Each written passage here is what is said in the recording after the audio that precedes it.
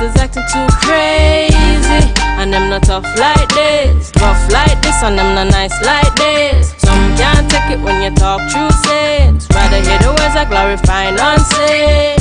Yes, and I got my brain, and I'm pretty like my mama. I don't wanna pick your brains, I just want the microphone. Take the mask off your face and look at me face to face. Good morning, good morning, good morning. Put a smile on your face when you're moving from place to place.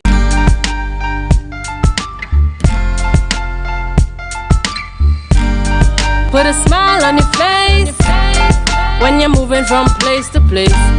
Good morning, good morning, good morning.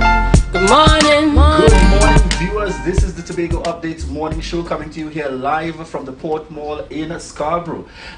Viewers, this is the time of the year as we prepare to celebrate. You'll see Natalie shortly, and we're in our colors this morning. It's red, white, and black. That opportunity to celebrate on Wednesday, the 31st of August. We'll be celebrating independence, our 60th anniversary, and we're happy to welcome you on this Monday morning here at the Tobago Updates morning show as we continue to give God thanks for life. I am Julian Skeet. And I am Natalie Seeley Richardson, and it's always a pleasure to start off my morning with our viewers and listeners. Now, Julian, I know on Mondays we usually recap our weekend, but I just want to say a pleasant good morning to Assemblyman Niall George, who has the responsibility of Plymouth, and I really want to bring to his attention, and I'm sure he's aware, but it will be curious to know what are the plans for that play park. Now, you know, Adventure housing area, they have a beautiful play park for the children, but what was there before, the play park that is close to the fort, that is close to the field, it is really a sight for sore eyes.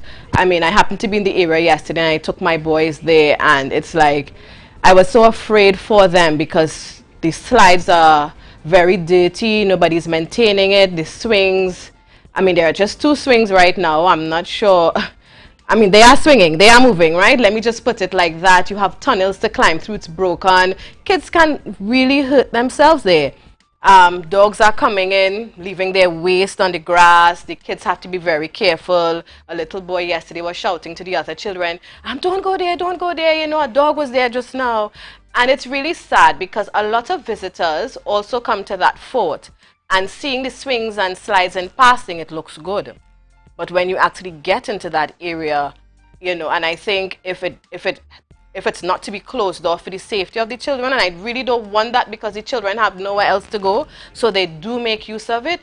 But as a mother, as somebody who lives in this space, it's quite alarming. So I'm just telling the Assemblyman, you know, Niall George, pleasant good morning, if he can check into that. I don't know who's responsible for it, but Plymouth is his, so he needs to check into that. Something to be strategies I utilize now is I drive to the parks that I'm comfortable. Right, yeah. So I visit those parks from time to time, but yes, there are a few of them that the level of maintenance. I'm interested to fall to that definitely. Yep. Natalie, we're celebrating 60. And yes, viewers, it's that kind of time, that kind of Yes, yes. And when you talk about 60, it's a milestone. So we're not just celebrating on August 31st. It's the lead up, you know, and it's the aftermath, most definitely. Yes, and in fact, we got started over the weekend here, where it is, we have seen activities taking place. As you would know, in Trinidad and Tobago, we are celebrating 60, and there are a number of activities taking place in the celebration. But just before we head on into those activities, we head over to news in 90 seconds with Candice. Thank you, Julian and Natalie. I am Candice Jackson, and here is your news in 90 seconds for Monday, 29th August 2022. In a newspaper article, environmentalists expressed their concerns about the proposed Marriott Hotel in Rocky Point. Superior Hotels Limited will construct a 200-room hotel, and they are now attaining the necessary clearances. However, the Rocky Point Foundation said the construction of the mega hotel will mean the death of a fragile coral reef and the destruction of a critical turtle nesting area. According to RPF, sediment and polluted runoff from the construction will stifle the corals and make it difficult for turtles to find their way to the beach. Destruction of the reefs will affect the unique formation of waves favored by surfers at Mount Irving Bay as well.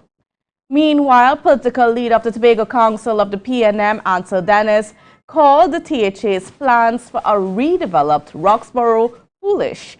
Dennis referred to the plans presented to the diaspora and potential investors in New York last week by Deputy Chief Secretary Watson Duke.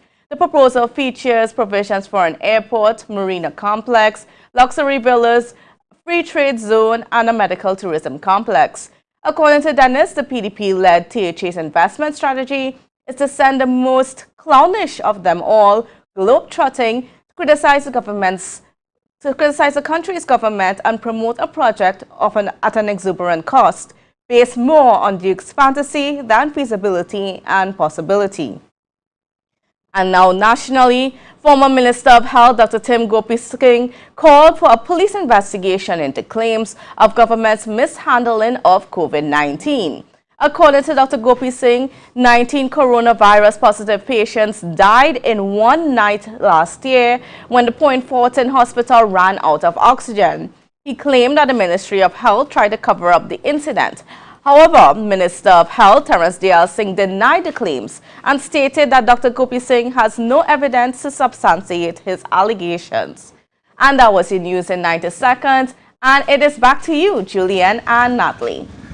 Thank you so much there, Candice, and welcome back, folks. You see, even Candice is in her national colors as we get the week started. The red, white, and black. Oh, how we are faithful to these colors. And, you know, Natalie, I'd like to see this level of patriotism and commitment, not just at Independence Time. Right, yes. We hope to see that across, you know, it's the kind of pride and joy that we share from the time we are outside of Trinidad and Tobago. Yes. And we know that we are proud as citizens of Trinidad and Tobago out there in the region, especially when we meet some of our other Caribbean counterparts. Definitely. To remind them of where we are from. Yes. You know, we look forward to that kind of thing all year long and not just at this time. I trust that this time is just a gentle reminder for us. Correct, and it's more than just dressing up in our national colors. This is part of who we are. We like to celebrate and we like to put on a show. But again, you know, I mentioned it last week and I'll continue to talk about it, the importance of self-reflection, the importance of us looking at ourselves as a people, where we came from, where we are now, and where we ought to be.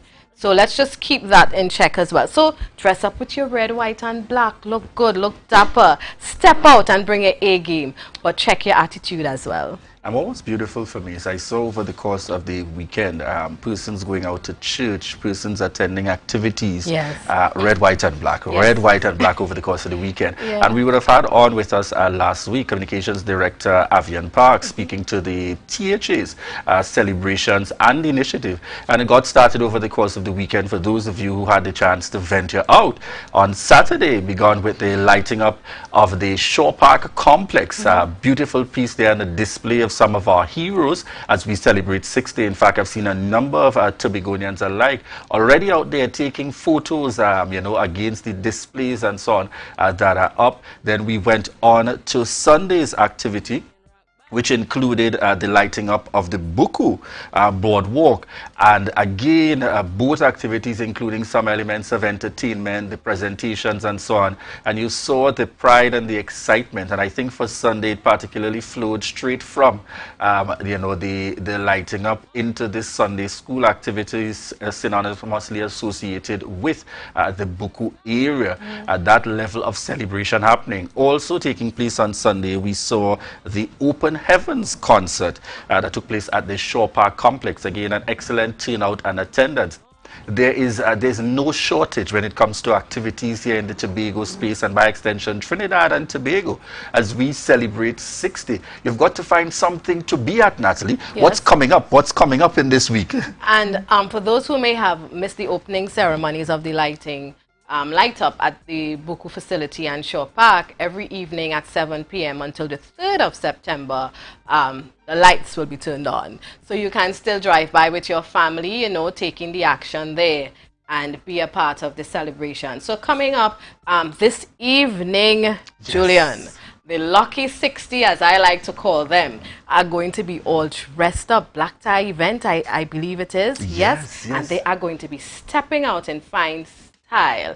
The People's Gala. Yes, and you know, it's a good opportunity for me to remind persons, yes, the outfit this morning and wardrobe is a courtesy checkpoint, and that's checkpoint located at Upper Main Street in Scarborough.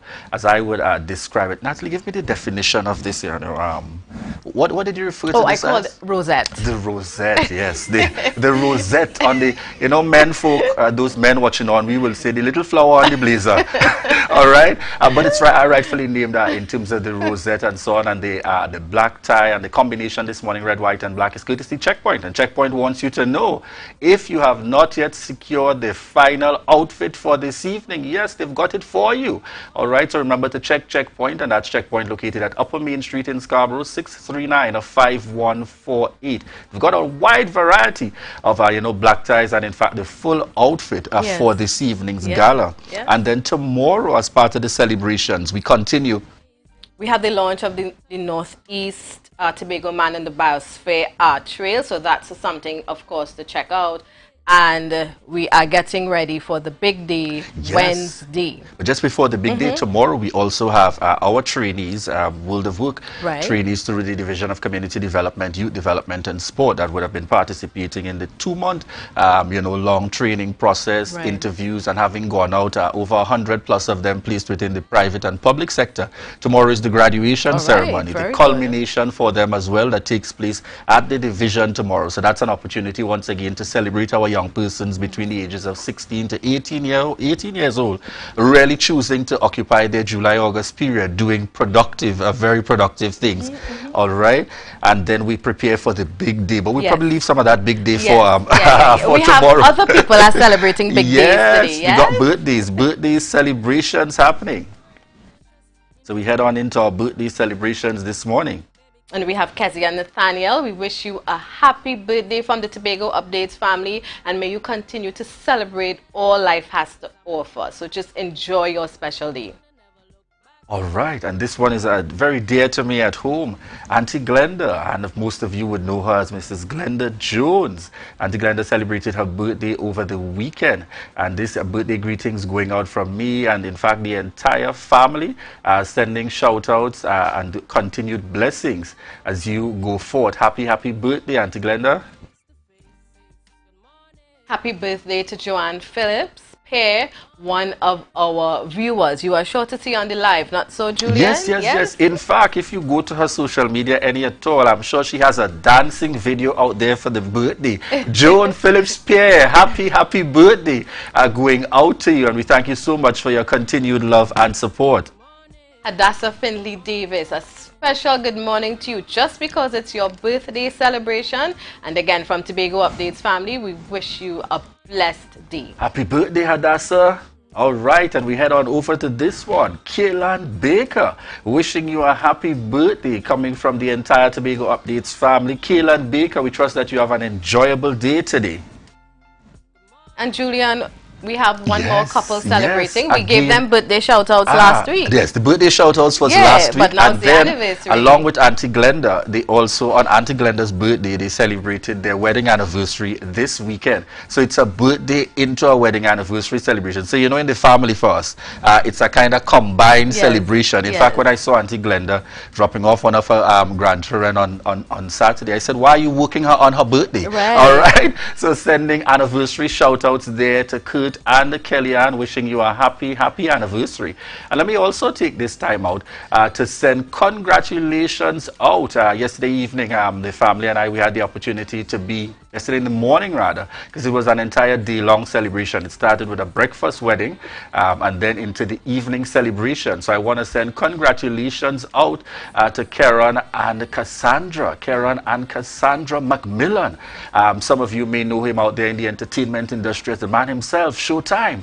All right, so we want to send congratulations out to Karen and Cassandra Macmillan in terms of tying the knot yesterday. Congratulations and God's continued blessings indeed. And this morning, viewers and listeners, you can look forward to an interesting program, of course, and we will be speaking with Mr. Edie Stewart, who is the president of the Trinidad and Tobago Registered Nurses Association, and we are going to talk about that bonus for medical workers that the Prime Minister announced last week. Yes, and in keeping with the lineup for the Tobago Carnival 2022 as we zone into October, we'll be in discussions with a Telecruise band leader of Fog Angels Juve Band and Kevon McKenna, committee member of Fog Angels Juve Band. So we look forward to those discussions regarding the launch of Fog Angels Band for Tobago Carnival. And that will be followed by a sit-down with Ms. Corisha Thomas, who is the founder and coordinator of Modified Minds, as she tells us about their back-to-school coordination efforts. All right, viewers, so at this time we invite you to stay tuned, stay connected. This is the Tobago Updates morning show. We want to recognize each and every one of you joining us out there. And this morning I want to shout out Christelle Washington Tom. We bounced up and connected on the airport at the supermarket as well. And she said, let me just give you this gentle reminder. Don't forget, it's not just about the viewers on the live. So this morning we're highlighting all those viewers out there, those of you joining us via TV, those connecting with us via radio.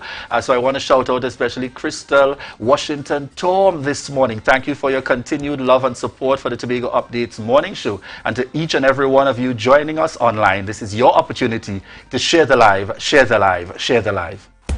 Here now, well, I see what your Independence Parade, boy. The parade is back as we celebrated 60 years independence. Nice, and right here, I'm at it.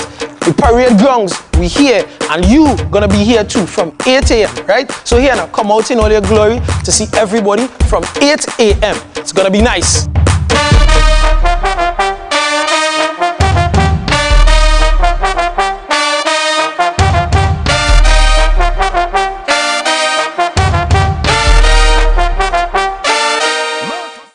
Tell us about your organization, institution, when established, organizational structure. What are your organization's cause, mission, objectives? Please provide us with your organization's website, email, or social media handle. Does your organization have a bank account with a financial institution in Tobago? If so, please provide us the name of the financial institution. What is your role within the organization? How do we contact you? In 100 words or less, please tell us a bit about your organization's good work and why a donation from team might help. If your organization is selected to receive a donation from team, how will the funds be utilized? How will the community or constituency served by your organization benefit from a team donation? How would the donation from team be publicly acknowledged or advertised? Everybody only worrying. Never ever worry. Don't mind how things looking hard. I tell them never ever worry. If your nice car get damaged bad, I tell them never ever worry. What I'm saying is true. So just consider Tatil is always right here for you. I tell them never ever worry. Don't mind if life make you sad. I tell them never ever worry. If your house get flooded out real bad, I tell them never ever worry. What I'm saying is true. So just consider Tatil is always right here for you. I tell them never ever worry. If sickness catch you off guard, I tell them never ever worry. If times fall on you real hard, I tell them never ever worry. What I'm saying is true. So just consider Tatil will always be here for you. Never worry about a thing. Tatil, where people are people. You know what I mean.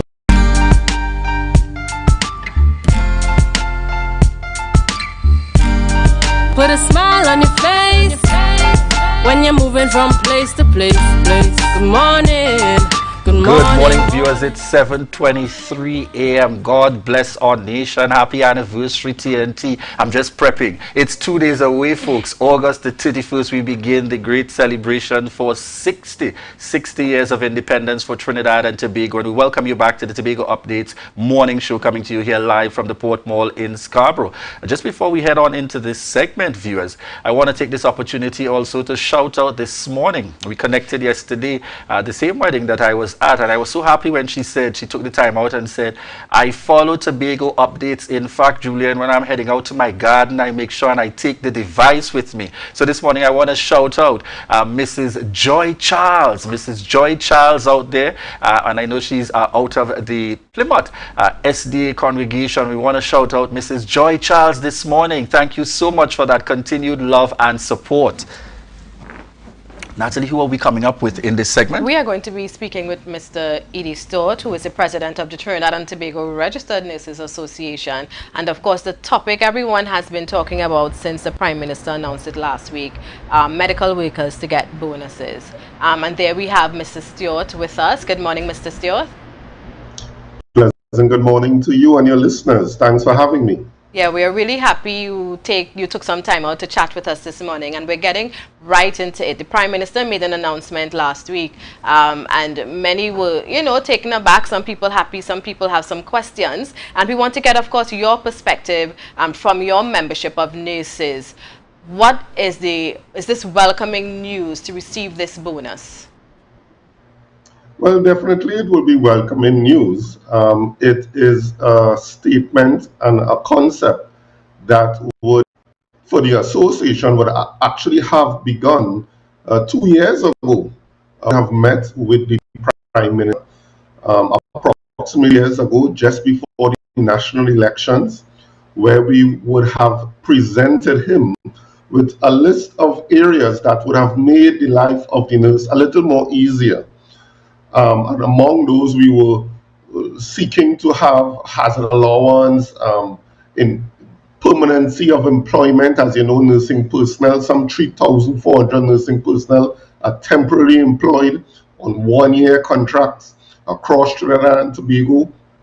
We would have also sought to get insurance, health insurance, life insurance for nursing personnel, even though we work in the health sector.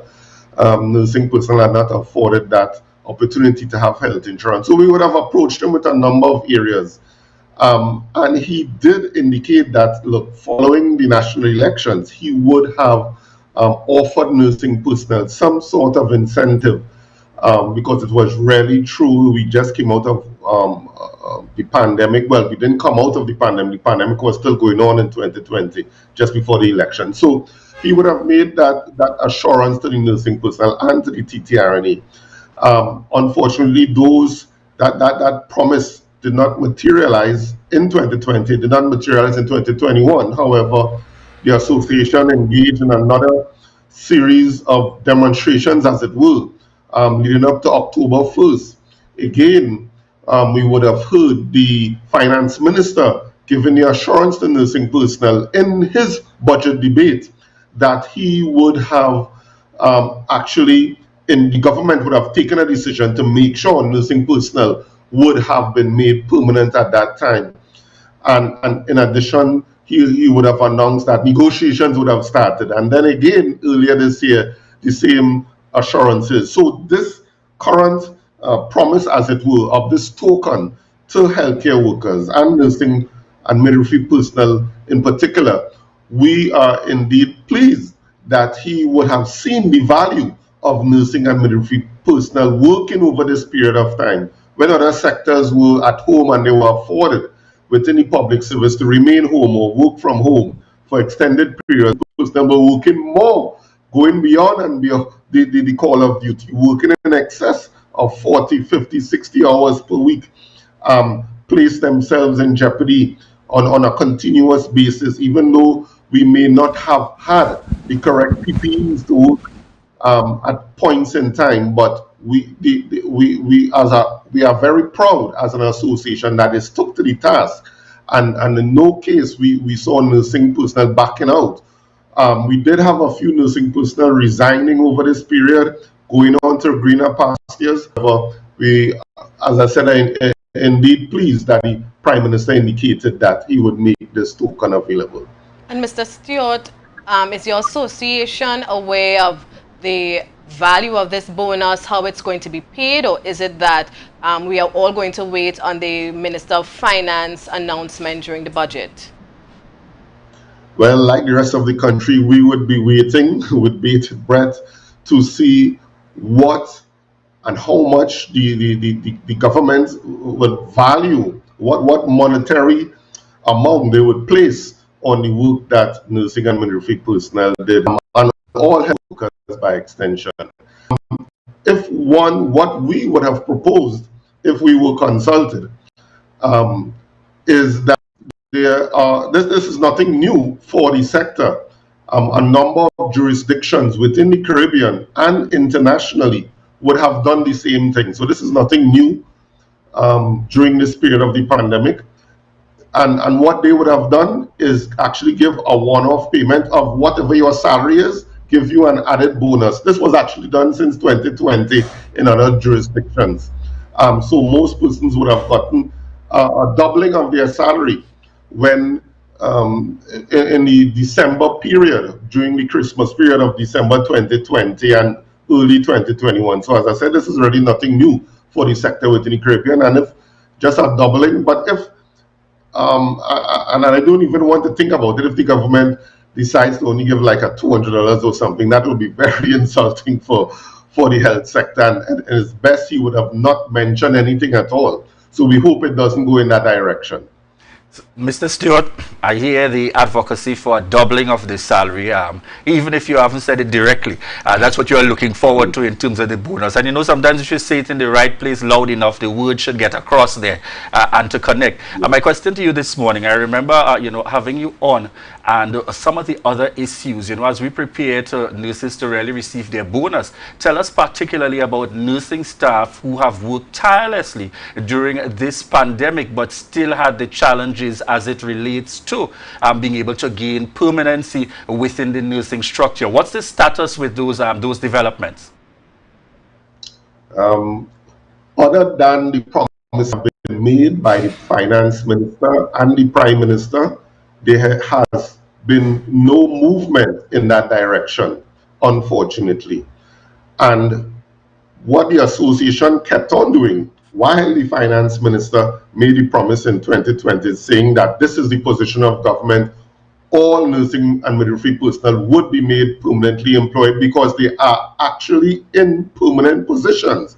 It's just that the government and the RHAs by extension were refusing to make them permanent. The association kept on with our lawsuit, as it were, in the industrial court, and we actually have become successful at that lawsuit, where we took the NCRHA to court, and the court too agreed, look, these are really permanent positions and you all have ought to have made them permanent by now, and the court mandated the government and the RHAs to move in that direction and gave them a timeline. So we hope that pushes along the government. It's really unfortunate, and that is one of the major factors that why so many nurses are leaving. And I actually believe we are so far gone currently, where the majority of our experienced nurses have already, if not have already migrated, but already in the process of migrating to other jurisdictions, that persons would really begin to see a reduction in the quality of healthcare within our nation's hospitals, because it would have appeared that the government is really not interested in maintaining a high level of quality care. They're saying, look, nursing personnel leaving, no problem, we will just keep training, and so we will just basically have a cadre of only junior nursing personnel within our healthcare system. And that is what we are seeing, and the public will begin to experience that reduction, because obviously a nurse who is 15 years seasoned, 20 years seasoned within the healthcare system is able to deliver a higher quality of service than a nurse who is 6 months on the job. So we are seeing that currently. And Mr. Stewart, what do you think the government of Trinidad and Tobago can therefore do to encourage these nurses not to leave, senior nurses you're speaking of, and to, you know, formalize some kind of retention program? Because if we look again, it's nothing new in other parts of the world as well. I saw recently in Ontario that they were paying nurses incentives not to leave the job. So what do you think can be done here? Well, the recommendations are so many, because unfortunately nursing personnel were not ever treated, unfortunately, like rest of services, for instance, like police, fire. Not even if we even though nursing personnel would have a higher qualification than police, fire, army, what have you, we are not even treated as that minimum standard. So you'll never find a police officer temporarily employed. You'll never find a fire officer temporarily employed. When police, fire, prisons, when they train, the government actually give them almost a salary of close to $4,000 to $5,000 a month. When nursing personnel train, they don't even get the stipend. That is what nursing students were lobbying for the other day. They don't get housing, we don't get health insurance. So there are so many things the government could do to show that they really care about nursing personnel. And ironically, nursing personnel are the category that is so much in demand internationally. So for and so many territories, regionally and internationally, are doing so many things to keep their nursing personnel. So it's so ironic that Trinidad and Tobago seems to be doing absolutely nothing, and we are encouraging persons to leave our shores. There are so many commissions of inquiry have gone into the health sector, so many, including Gladys Kufoy, including the recent Simonga report, and all of them point to the recommendations to keep your senior nursing personnel. Some of these recommendations, as I said, permanency of employment, health insurance, life insurance, things that are standard in other services within Trinidad and Tobago.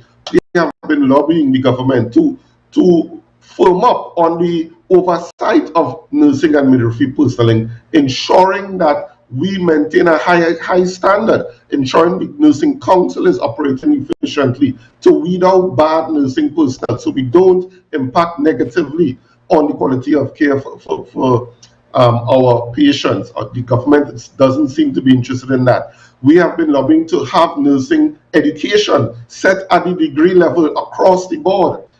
Instead of running these ministry camps, the government doesn't seem to be too akin to that. They're saying, no, we don't really need to have nursing trained at higher level. So there are so many different areas of focus, but the government, we would have supplied the government ad nauseum with these recommendations on a continuous basis. So we hope at some point the government would see the need to ensure our citizens benefit from the highest quality of care that can be afforded to them. The government spends significant amount on healthcare on a continuous annual basis, but I do not believe the country is getting value for money because of these shortfalls, not only in nursing, but on medicine side and pharmaceutical side. So there are a number of areas which can be improved, and we really hope the government takes heed in their second term in office going forward. And ironically, even though the government of Trinidad and Tobago has made the position that nursing personnel will be made permanent going forward, that is central government. Ironically, we have in THA. THA has not taken that position as yet, and they still continue to offer nursing personnel contracts. They are saying, look, we are really moved away from permanency of employment, and the most we can do for persons who are on these one-year contracts is to only give them a 3-year contract at best. So the THA, we now have to convince that nursing personnel need to be made permanent, because that position apparently was only for Trinidad and Tobago that the finance minister would have given the policy we have right now.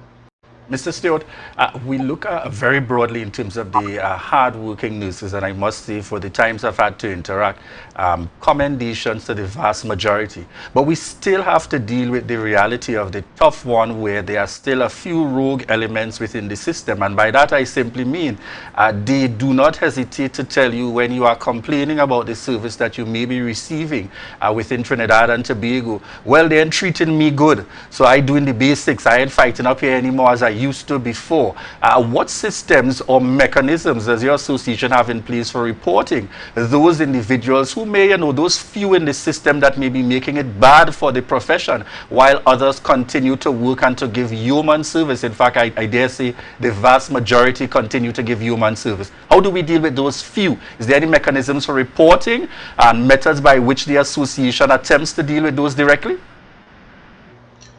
The body that is tasked with that responsibility is the Nursing Council of Trinidad and Tobago. and they are the regulatory body to actually prevent those types of persons who really don't belong in the profession. They probably just came in it because it's just a job they're not really interested in and love the profession as one or two.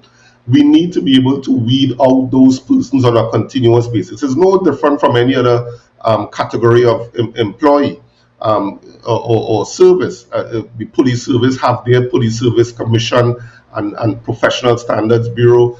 And the medical board is doctors. They are supposed to weed out those doctors when complaints come to them. So the Nursing Council of Trinidad and Tobago is the one really supposed to weed out those persons. And actually the association has been over about a 4-year period trying to get that Nursing Council body to a standard where it can be able to do its job. Unfortunately, the Nursing Council of Trinidad and Tobago is not actually properly formulated, it's not properly constituted as we speak, so they are operating way below its function. We are in the process of lobbying the Minister of Health and the Secretary for Health to ensure, because the life of that board is coming to an end. It is comprised of 6 appointees of the Minister of Health, including one person who the THA must put forward a name, and also 9 elected members. Those 9 elected members have not been placed on the board in over 3 years. So when persons look at the shortfalls in the health sector, it is a number of areas that needs to be fixed. And one of the things are the regulatory bodies for these professionals, both the doctors, both the pharmacists, both the other professions related to medicine, and also the shortfalls within nursing, which our regulatory body must be able to be placed in a position where it could really fulfill its mandate. And unfortunately, it has not been able to do that. In the absence of that, the association constantly runs professional development workshop courses. Unfortunately, it's not mandatory, so it's those who are really interested, and most of the time those are interested and come to our professional development programs are already deconverted, already delivering quality care. It's those are the ones who we really want to get into it. They are not really interested because that is not, and we really need to be able to weed out. So we continue to lobby the THA and the Ministry of Health to get that council up and running effectively. And Mr. Stewart, we thank you so much for your time and for you coming to Tobago Updates and sharing light on issues and challenges experienced within your association. And of course, we all wait and we anticipate, Julian, that announcement of how much exactly will these bonuses be? Yes. Well, we've heard the call from the nursing, from the association. They have registered nurses, making it clear they're hoping for that double salary effect and up. All right. And as we prepare to head on out to the break coming up just after, we'll be chatting regarding a Fog Angels band launch for Tobago Carnival, carded for October 2022. So all of you viewers, those of you joining us via TV, those listening via radio, at Smash Radio and Street 91.9 FM. And those connecting with us online, this is your opportunity. We're celebrating independence, the red, white, and black. This is your opportunity to share the live, share the live, share the live. Yo, Malia, what's going on boy outside nice is all about it. You know, we're celebrating 60 years independence. Because after we done left, right, we here, we on the strip. It's all about the street festival. We starting from up so, Dutch Fort, coming straight down so to Coast Guard Corner, right? It's gonna come alive. Entertainment, things for the children, you don't know everything. That's starting from 3 p.m. And then from 8 p.m. we coming back here because the fireworks launching from somewhere out so.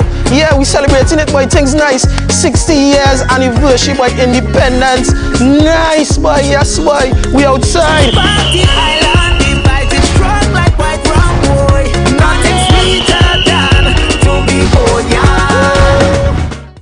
If you see or know about a crime, report a crime safely and anonymously. Call 800-TIPS. Help stop crime. You can play your part safely and anonymously. Report a crime.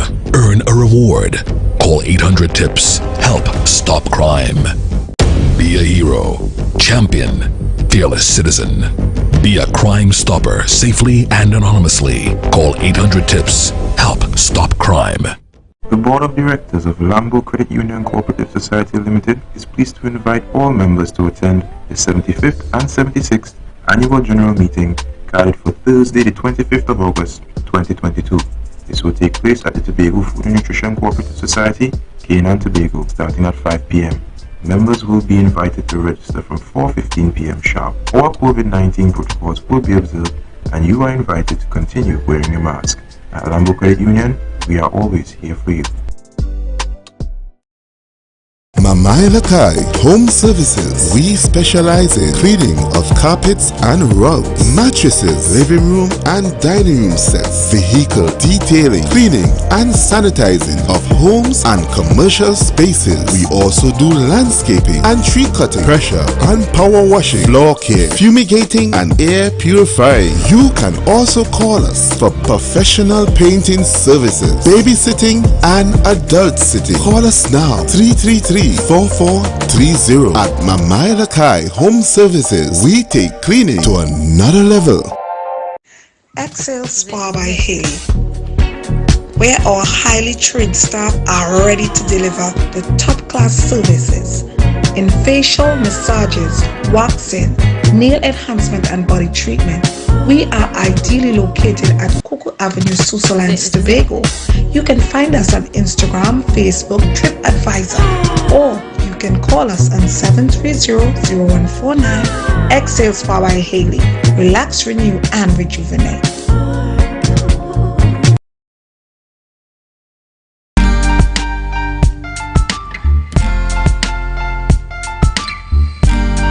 Put a smile on your face when you're moving from place to place. Good morning, good morning, morning, good morning, morning. Welcome back to the Tobago Updates morning show, coming to you here live from the Port Mall in Scarborough. And as we head into the celebrations, or I should say as we continue the celebrations for this year's 60th anniversary, it would appear that in Tobago we're not stopping from celebrating 60. We're heading straight into Republic and straight into Tobago Carnival. So it's like a celebration for the next 3 months in Tobago.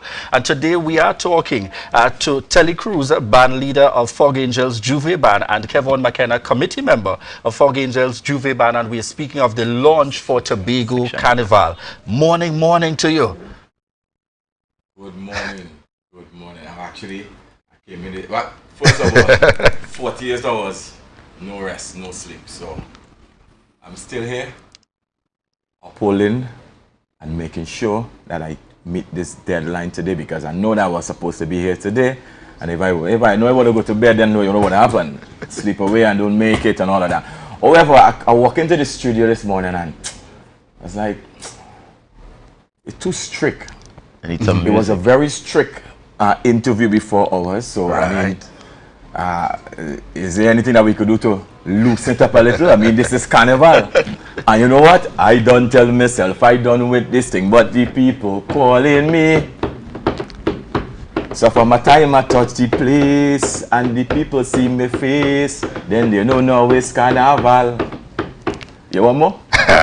Multi-talented indeed. And from good morning. Good note to start on this morning. Yeah, definitely. McKenna, how you feeling? Happy. We are finally here. Launch day of the fog. The fog is coming. So just before we go into talking about the launch day for Fog Angels, tell us a little bit, give us a little background, Telly Cruz. We know this Fog Angels is not new in the Tobago landscape when it comes to Carnival, and more so now the focus on the Tobago Carnival. Tell us about. Now, the background, actually, this is the 10th year, and this is a very special year, because what happens. Yeah, tell me. It's all kind of energy happening throughout the studio at the same time. You know? No. What happens is we get into the carnival mainly 10 years ago, and this was just when we was running an establishment in Crown Point named Cruz Cocktail Bar and Bistro. Right. And that was something that I was in charge of. I was the owner of that spot, and then we have a lot of tourists coming on and a lot of friends coming in, and you know, Carnival is there, and there wasn't a Crown Point it wasn't the main hub of Carnival as yet. And when we started this, we said, well, okay, well then, you know, we need to do this because everybody around it, everybody's saying, okay, listen, this is Carnival, you know, we need you in part of it, until I end up teaming up and then jumping out and then I do a band. The first year we came Band of the Year, second year, Band of the Year, third year, Band of the Year, fourth, fifth year, Band of the Year, until they decided, okay, Cruz, that's it. I think you should stop doing the competition. So we stopped doing the competition and they make me part of the committee, of the Crown Point Carnival Committee, and set as the vice chairman of the Crown Point Carnival Committee, and continue the role towards the 10th year now. And this is a very special year. And this is something that we are grateful for.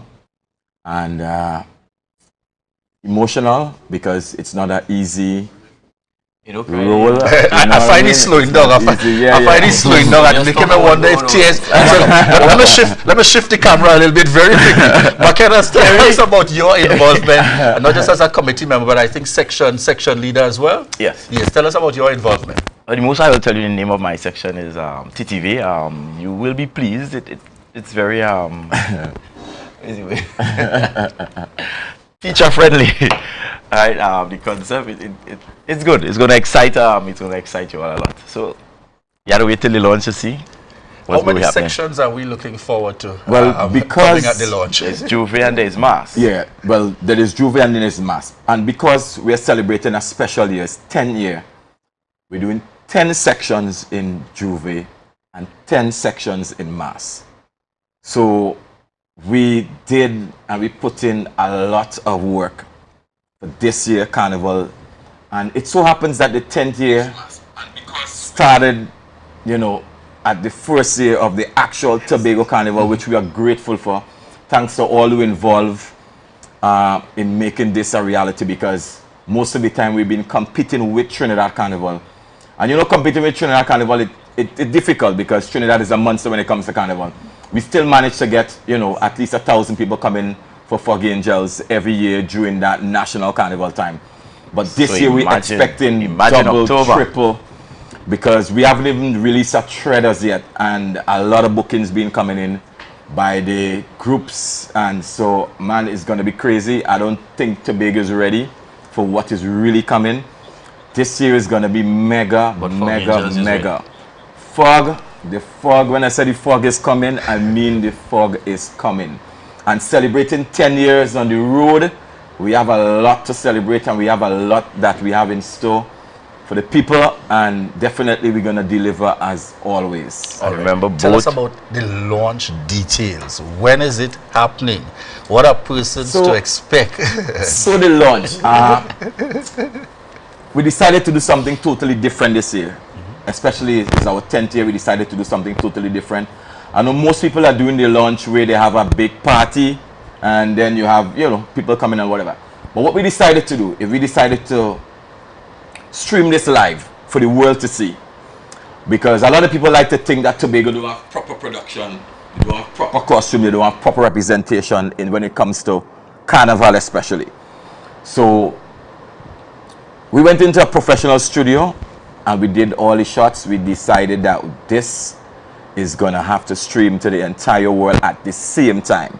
Not just a launch in Tobago for only a few, but we have a lot of masqueraders from outside Tobago, from as far as London, from as far as England, you know, coming down. So we decided that, okay, we want them to be a part of this. So we shoot everything in studio, we shot it, and then we produce it at 5 minutes full of the content that we are producing for Tobago Carnival. And it's going to be aired on TV6, CNC3, TTT, Tobago Channel 5, Tobago Updates, Synergy TV, am I forgetting anybody? Trinidad Carnival Diary, and a lot more pages on the social media platform. So it's going to be massive, and it's never been done before. I've never seen it. I've never seen a launch that's been done in this way, and I'm really happy that we could have actually make this possible. For persons, and that's from 6:50, I just saw on the flyer. 6:50, it is just before the news. All right. Just before the news. So it's Monday, nobody's going out. You're home, you're in the comfort of your home. This launch has been televised, so wherever you are in the world, from the comfort of your home, you can see the presentation. We're shutting it down. So that's 6:50 p.m. tonight. 6:50 p.m. Good. tonight. So Makena to give me a sneak peek now. Makena, what are persons to expect? I hear him saying here, we're shutting it down. Something you cannot miss. Makena, you have to give me a little teaser, man. What are persons to expect coming at 6:50 p.m. tonight that will distinguish and separate Fog Angels from any other band here for the lineup? I think people know quality, they know standard, they know performance. Fog Angels is the all-inclusive experience. We give you we're not just thinking local, so you will have a lot of foreigners coming in for this band. You would see some surprise section owners. So I am one of the surprise section owners. There are many more. I mean, we could give them a few, or you want to leave it for later. Tell us who are some of the so okay. it might give a little sneak Alright, peek. we give you one. Tempo. Tempo TV. They have a section in the band as well. Right, give them one, Kevin, at least. Also have Miss Anya Elias. She owns, she's master designer for the last 18 years. Tobagonian. Went to Bishop's High School. She's number 3. So you have 3. All right, and we're looking forward to that lineup in the mix. Tell us about registration. How do persons register? Those persons interested by the time in preparation, where can they get information? Registration we actually start registration already. Pre-registration has been ongoing now for the past 4 weeks, and that's been excellent. I could not have asked for more. God is good, and we're gonna launch the website live tonight. After the launch, you'll be able to go on the website live, and you'll be able to do your booking safe. So whether you are in England, whether you're in Miami, whether you're in Barbados, wherever it is, you're gonna get live tonight. And social. Fog Angels will be the band for all the influencers. You will see a number of influencers. A lot book already. Descending on the Fog. It is the band to be, the only band to be. So I like the tagline, and in our final 30 seconds, I want you all to speak to that to remind persons of why they need to register and why they need to tune in tonight at 6:50 p.m. We take over the streets of Tobago, the biggest and sexiest band on the road. Safety, security, there will be security, there will be rope, your drinks go carried done, it will flow, there will be entertainers like rain, there will be influencers like rain, there will be foreigners, so we will give you a nice mix. The costumes are also catered for the young, the old.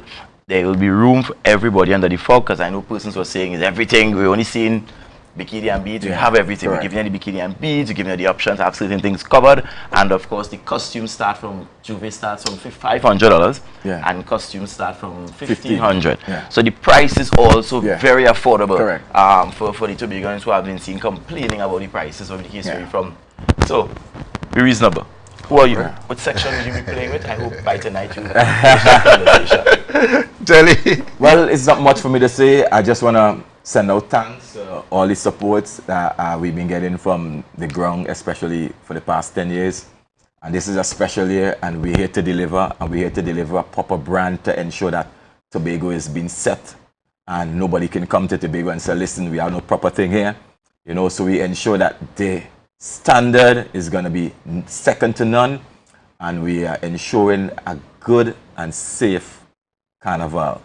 Fog is here. We're not coming again. We're here today. Right. And I've got to catch Kevon in his other capacity very quickly. We see a combination of the committee this year for Tobago Carnival, with you serving as deputy chair, representing various sectors where they are also involved in the carnival.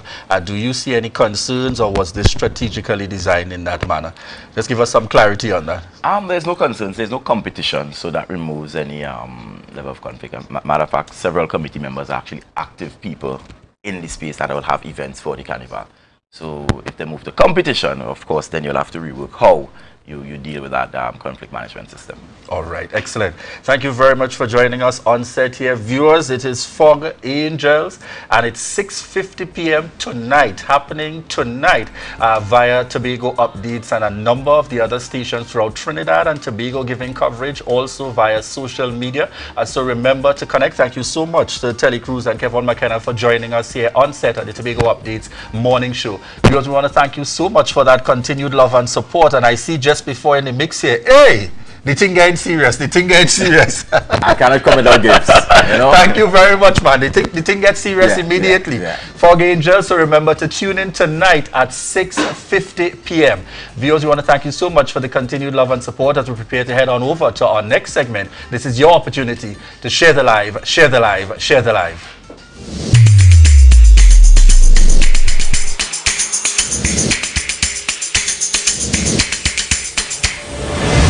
Morning, good morning, put a smile on. Are you looking for that all-in-one shopping experience? Then look no more. Visit Lamb's Best Mart for your grocery items, fruits and vegetables, drinks, home items, stationery, gift items, hampers, shopping gift cards, toiletries, small hardware items, and much more. We provide order and pickup service, even delivery to your door. We are your friendly community supermarket. Check us out today at Lamb's Best Mart, located at 22 Daniel Trace Canby, or visit us on social media at Lamb's Best Mart.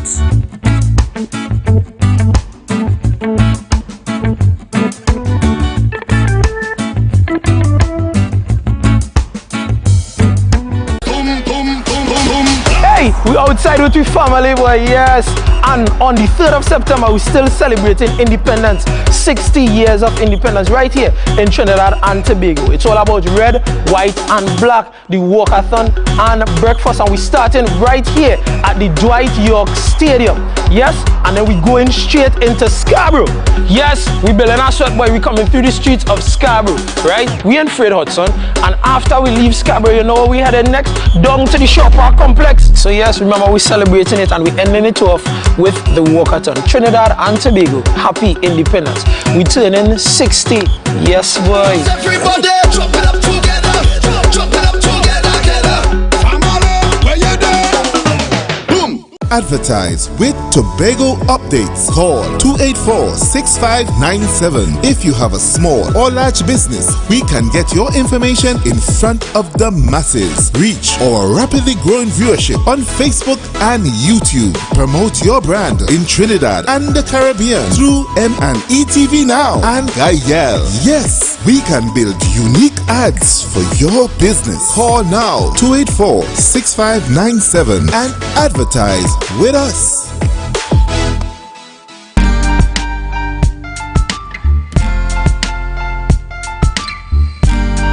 Put a smile on your face when you're moving from place to place. Good morning. Welcome back, viewers and listeners. You are viewing the morning show on Tobago Updates, and sitting with me this morning is Miss Carisha Thomas, founder and director, or coordinator rather, of Modified Minds. Good morning, Carisha. Good morning. So let's go. And she calls me Miss. I taught Carisha many years ago, and she still calls me Miss. Yeah, and I love the sound of it still. Carisha, tell me, Modified Minds, what or who is that? Yeah, Modified Minds is a non-profit organization, or you could say a charity organization here in Tobago, geared towards providing assistance to persons who are vulnerable at this time. Also to bring awareness to issues that persons seemingly overlook most often. And what inspired you to start this organization? Well, before the COVID, I used to distribute simple stuff to individuals, like just stationery, sometimes clothes. You know, people have simple issues. Right. But during the COVID period, I had a lot of phone calls for assistance and all type of things, and I was not able to provide assistance at that time, especially while I was still going to school. But as I completed my bachelor's, I said, well, the best thing will be to make use of the bachelor's and form an organization to assist these same persons. And what area did you study? Social work. All right, so now I understand the connection between the charitable organization and your studies, and that's excellent. You not waiting to work for someone or to do this, but you creating the opportunities. Yes. Let's get right into this back to school charity drive that you're about. School is opening on Monday, so tell us where you are with that and what we can do still to be a part of it. Okay, so what we have done so far, we opened an office. It's just like a bookstore here at the Port Mall. Thanks to Mr. Tam for affording us this opportunity. But we are set up just as a bookstore where we had book bags, lunch bags, everything that you can think about for school, inclusive of basic stationery. Right. Some of the items were donated, some were purchased. We have persons who actually come in and receive the assistance who are in need. But because of the assistance they receive, they were inclined to also provide stuff like books that they had at home, so it's not like they had to go out and purchase. But because they received, they too were inclined to bring, so other persons will be able to benefit. Right, so people coming to your, and I will call it a retail front because that's how it's set up right now, do they have to pay money to get? No, everything is free. So this is like the first time maybe that we have a free store, yes? That's correct, free back to school store. And that is really commendable that you had that vision and you sought to execute. So exactly how it works.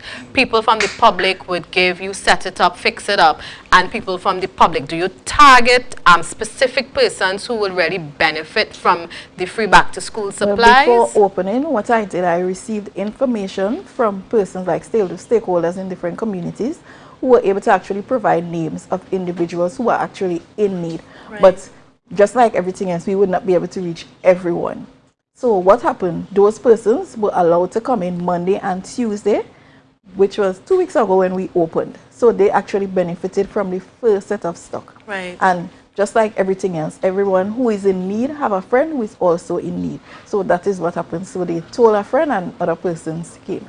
So can persons from the public just walk in and avail themselves of what you have in store? Once they have a need, and most persons, what we realize, you know, some persons say, you're not afraid that persons who are not in need come and take stuff. No. People who come, you can actually see that they are in need, and they are willing to tell you their story without you actually asking them anything. So what are your business hours? Well, the thing is, I work different hours because I actually have a day job. Right. I have a 24-hour job. So it's based on how I work. I come in, I also have a friend. We sometimes there with me, so sometimes when I'm not there, she's there.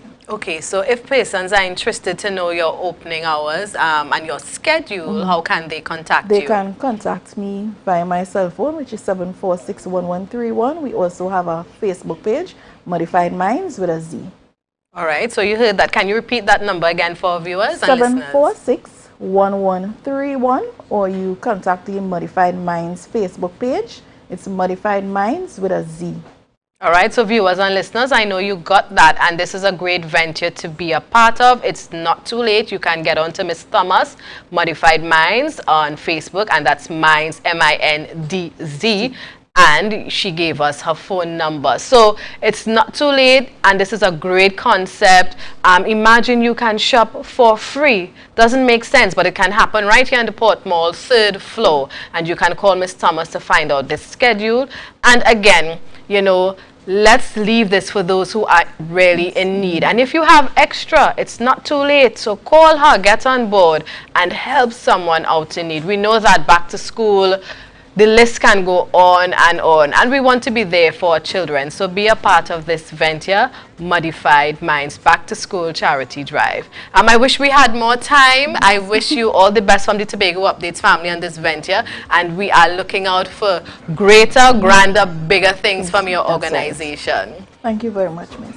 All right, so viewers and listeners, we are at the end of our Tobago Updates morning show. It was a pleasure, of course, spending time with you. Julian Skeet is on his way out. I am still here, Natalie Seeley Richardson, and we are getting ready to go over to GMT with Candace Jackson. We know Miss Jackson is full of energy, and she's going to keep the fire going this Monday morning. Remember, we're celebrating us 60 years, who we are and who we can still become. So stay tuned.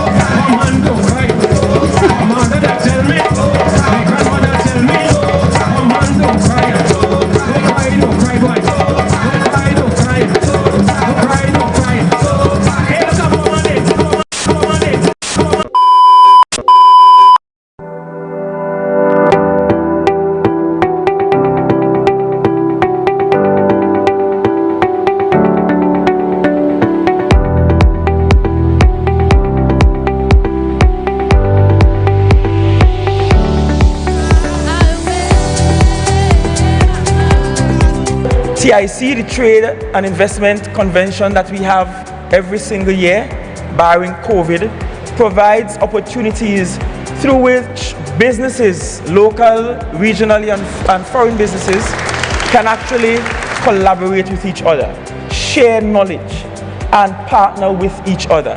That's the biggest opportunity coming out of TIC that you should not miss this time around.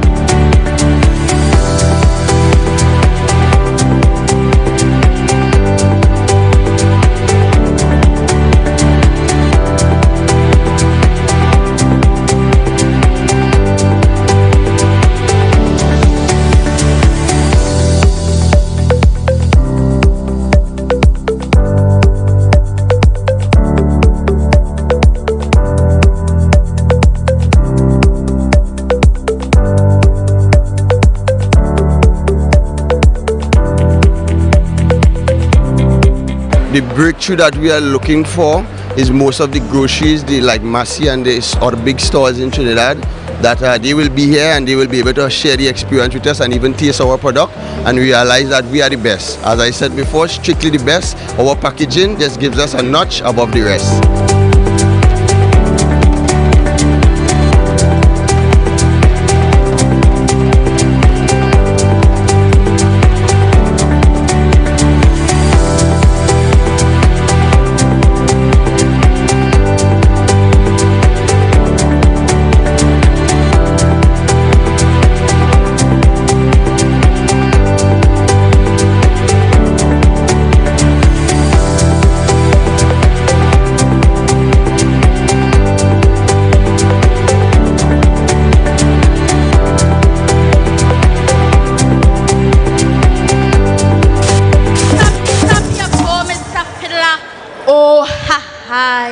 On your mark, ready, get set, go! Immerse yourself and invest in a Tobago. Drag your bow, Mr. Fiddler. Oh ha! Oh ha! Oh ha! Oh ha! Oh ha! Oh ha! Oh ha! Yeah. Hey. Tobago updates. Good morning, Tobago. Wake up with Candace and Denicia. Let's go, go. It's a brand new morning. Rise up to a brand new dawning. As the passion start to rise, the energy fill the skies. I say thanks a favor to wake up and hear me neighbor. 60,000 people strong, and the vibes is never wrong. We are beauty, we are power, we are people in the sun. We are beaches, we are rivers, we are melanated one. Welcome to Good Morning Tobago on Tobago Updates, your source for current affairs in Tobago, Trinidad, and the region. With the perfect conversations to complement your morning routine, I am Candace Jackson, and let's get started with the news in 90 seconds. In a newspaper article, environmentalists expressed their concerns about the proposed Marriott Hotel in Rocky Point. Superior Hotels Limited will construct the 200-room hotel, and they are now attaining the necessary clearances. However, the Rocky Point Foundation said the construction of the mega hotel will mean the death of a fragile coral reef and the destruction of a critical turtle nesting site. According to RPF, sediments from the polluted runoff from the construction will stifle corals and will make it difficult for turtles to find their way to the beach. Also, destruction of the reef will affect the unique formation of waves favored by surfers on Mount Irving Bay. Meanwhile, political leader of the Tobago Council of the PNM, Ansel Dennis, called the THA's plans for a redeveloped Roxborough foolish. Dennis referred to the plans presented to the diaspora and potential investors in New York last week by Deputy Chief Secretary Watson Duke. The proposal features provisions for an airport, marina complex, luxury villas, a free trade zone, and a medical tourism complex. According to Dennis, the PDP-led THA's investment strategy is to send the most clownish of them all, or globe-trotting, to criticize the country's government and promote a project at an exuberant cost, based more on Duke's fantasy than feasibility and possibility. And nationally, former Minister of Health, Dr. Tim Gopi Singh, called for a police investigation into claims of the government's mishandling of COVID-19. According to Dr. Gopi Singh, 19 coronavirus patients died in one night last year when the Point Fortin hospital ran out of oxygen. He claimed that the Ministry of Health tried to cover up the incident. However, Minister of Health Terence Dayal Singh denied the claims and stated that Dr. Gopi Singh has no evidence to substantiate the allegations. And that was your news in 90 seconds. And of course, like I said, there's a lot happening in the space. It's independence. So we're celebrating 60 years of independence in just a couple days time on Wednesday. So as you can see, we're in our national colors. We're all proud to be citizens of Trinidad and Tobago. But I mean, of course, as we're talking about independence, it means that school is just around the corner. Yes, kids are just getting ready to head back out for school, and we're seeing that that full return to physical classes at the start of the school year, because of course the last two and a half years things have been disrupted and so it'll be for a lot of students here walking into a new school this year. I mean, starting secondary school, starting primary school, starting kindergarten. So there's a lot to be concerned about. And of course, we still have a little bit left of our celebrations. There's a lot happening in the space over the next few days when it comes to independence. And of course, when we're talking about safety, we have to, what better person or what better advice we could get than from our own police officers. So with me today, we have Sergeant Joseph Jordan. So he's from the TTPS, and he's going to be telling us a little bit about, some of the things that we need to keep in mind as we are still celebrating the last bit of our independence celebrations, as well as getting our children out and ready for school. So special good morning and welcome to you, sir. Good morning to you. Good morning to Tobago. Good morning to Trinidad. Thanks for having me. All right, great. So we still have some Independence Day celebrations to go through. Of course, Independence is on Wednesday. We have that parade. We have the fireworks. There's a lot of things happening.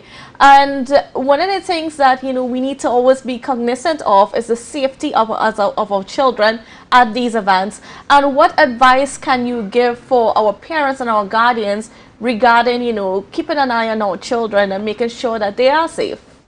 Okay, well, safety is priority, all right, and it should be for everyone, not only the police, all right. But some of the advice that the police would often give to parents and guardians is that you need to know where your children are going. You need to know what type of event they are attending. We need to know what time they are going to get back home.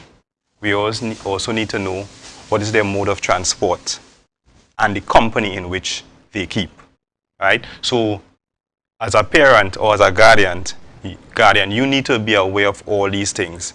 The police will be out there. We will be out there to assist if there's any issues. Because many of the times we have incidents where children are lost. Yes. And we often find it almost ridiculous to believe, but it happens. And so it have little things. Sometimes we talk about putting a little name tag on children at risk or the child risk so that they can be identified.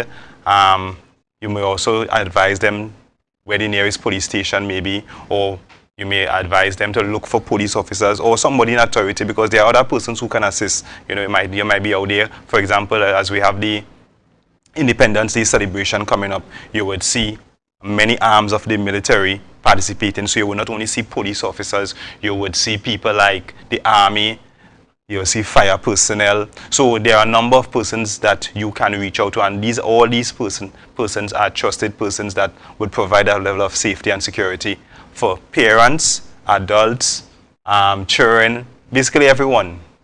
All right?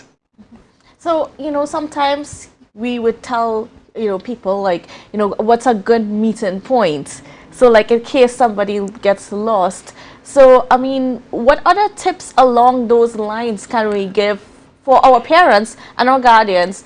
Or especially because, sometimes, the parents might want to stay home and let someone else, sort of watch over the children while they're out, especially, to see the fireworks and that kind of thing. Right. Excellent point you touched on. A meeting point is a very good idea, because when you go out with large crowds, people get carried away sometimes with time. Yes. So you may identify, let me say, in front of the port, I'll meet you there, or the transport will pick you up there, as I said, because sometimes parents or guardian would send their children. So we need to have, I would say, I would call it an emergency plan. In the event that something happened, you can say, I go to this point. And goes back to one of my initial points. Look for a police officer, because you may be lost. Some incident may happen. Let me say, for example, God forbid there is a fight at the meeting point that you ought to be. Then you need to look to an alternative area to go, because you're not going to go where violence and there's disturbance. So you have to allow your children to think, allow them to be aware of the environment, and to also make the adjustment. So when they are leaving home, you have a conversation with them, what to do, what not to do. All right? I mean, most persons now have cell phones. You may not call somebody, but at least you could probably do a WhatsApp, send a message as to what is going on, check up. I mean, some parents are a little paranoid as well, eh? Of course. Right? And some children, when they're out, is like, I ain't taking no phone call. Or some of them, not that they deliberately miss the call, but they may be enjoying themselves so much that they didn't realize the parents or guardian is calling them. And with that now, parents start to get panicky. It's like, why ain't answering the phone? Some of them dress and they get down in tongue. Because I mean, I've had incidents where my mother come for me. so these are things that happen. So parents need to be aware as to their children surrounding, and the children also, they also have to be responsible for their actions and what they are doing out there to do. Whatever they're doing, do it in the right way, because there's only one way to do the right thing. Just do it. Okay. And in terms of traveling, because a lot of people travel, a lot of people take taxis or just, the PH cars on the road and so on. What tips can you give, or what advice can you give for parents and children who need to take public transportation? All right. So one of the things I would, outside of public transport, one of the things I would look at is if your siblings or your children rather are going out, make an arrangement for a specific transport to pick them up to and from the event, and somebody who you can trust, right? If they're outside of that, there's the public transport. A lot of us use the PH services. It's not the right or the best way, but it's a mode of transport that many of us use. So at least when it comes to that, prepare those kids so that they can, let me say, look at the license plates, have a description of the vehicle, pay attention to the environment basically, and that would help in preserving their modes from to and from, and it will also bring a level of safety and be comfortable with the way that you transport your kids. So those are some of the few methods that you can use to ensure that your children are safe to and from events. And as we're getting ready for school to reopen, how should parents, handle their children, because one of the things that we're seeing popping up a lot now with schools is that of school violence. Yeah. So, how can parents ensure that when their children are going to school, when they're sending their children off, that they are sending them as proper young adults and not ones to cause problems? All right. So we know we had the pandemic for the last 2 years. Yes. Right. So there are students or children who may be going to school for the first time. Yes. Right. And there's a great transition between kindergarten to primary school to secondary school, and even secondary school to tertiary environments. And what parents need to do basically is to mentally and physically prepare your children or your child, as the case may be, to go out into this new environment that is diversified. Because let's look at an example of primary school. At a primary school level, we would have gone to school with these persons for about 5 years. Right? So you're accustomed to them. So it's like, hey, look, Karen, hi, every day. But after C assessment, there's a level of separation. People go to different schools. So the friend that you may have had for so many years now going to a different school. So what parents need to do is to tell your children, you are now going to a new environment. You will meet different people. You will meet different cultures. There will be different beliefs. So you're going into a diversified environment, and with that, you need to be prepared to make the adjustment.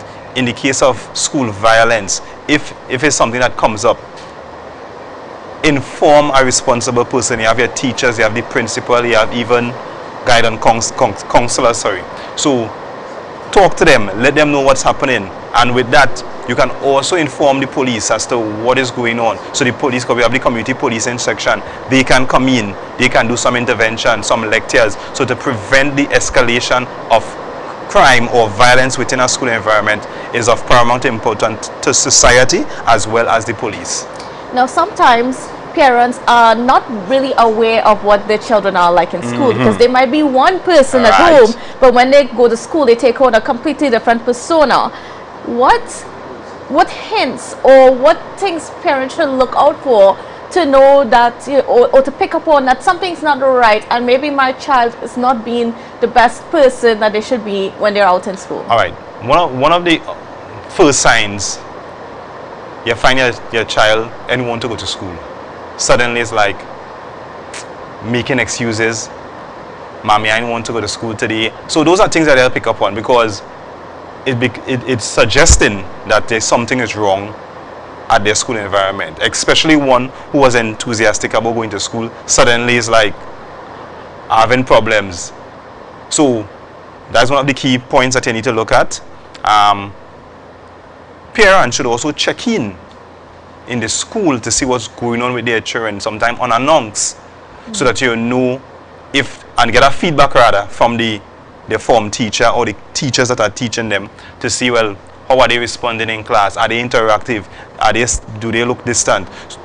Are they paying attention? So all these are signs that have to be looked at, but that can only be done through communication, because as you said, a child home and a child in school is two different personalities you are going to be presented with. So you need to be aware, and fundamentally I will often say, if you teach your children the correct thing, they will do the correct thing out there. So if you are coming from a disruptive home, you're going to be disruptive at school. So it's important that the environment in which you nurture your children, that is the one that is going to make or break our society. And what about the support? Because you mentioned that there's support from the TTPS for, children that are probably struggling or maybe exhibiting some bad behavior, I should say. But what kind of support can you provide for those children and for those parents in that kind of a situation? All right. As I said, we have the community policing unit, we have child protection. Those are some of the means and methods that we can reach out to children and parents.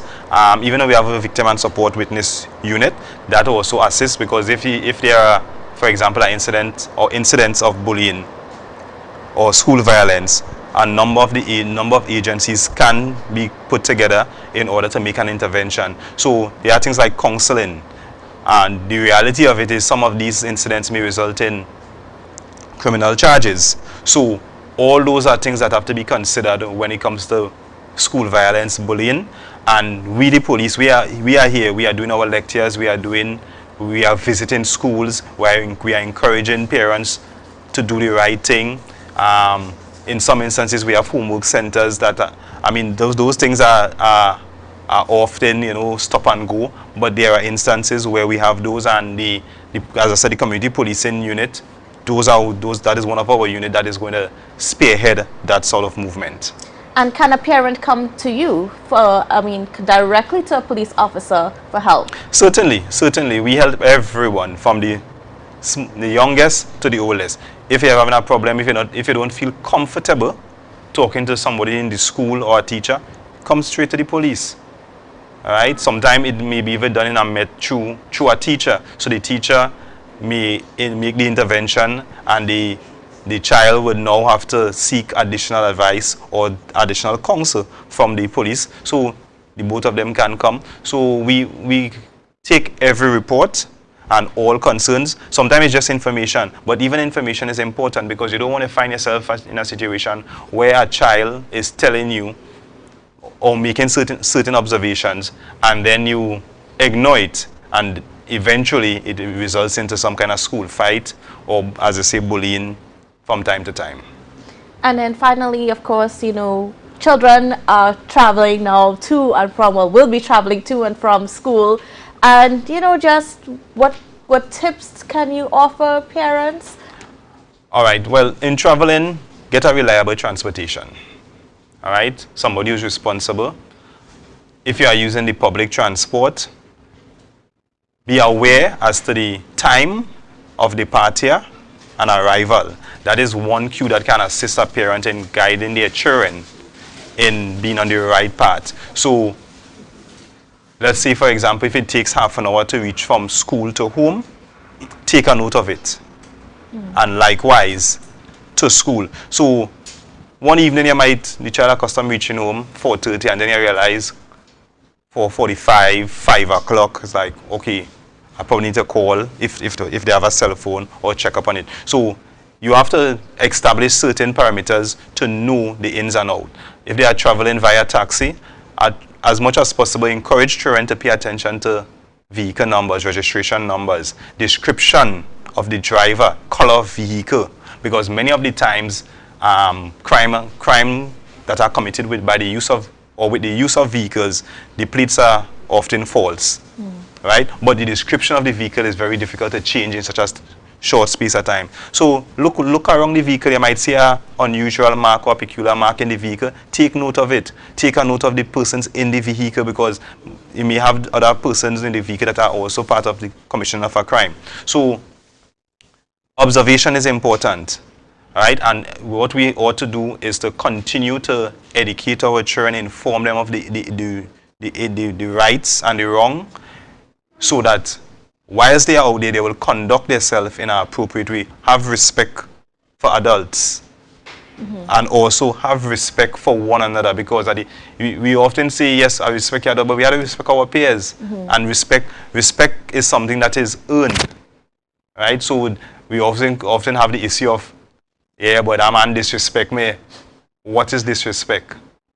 You know, disrespect is basically being unkind or being rude to someone. And we ought to have that level of respect across the board. So I would go a little further. Don't say just respect those in authority or respect the police. Respect everybody, because sometimes children may respect the policeman that they may talk to, but a teacher, they may disrespect them, or just the main neighbor, they might be disrespecting them. So what are we teaching? To respect some people and to disrespect others. So respect should be across the board for everyone.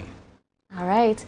Well, Officer John, I just want to thank you for being on set with us this morning. And before we go, I just want to give you the last few minutes in case we missed something that you wanted to say to the public this morning. Well, we know it's independence, so happy independence to Trinidad and Tobago. We're celebrating 60 years.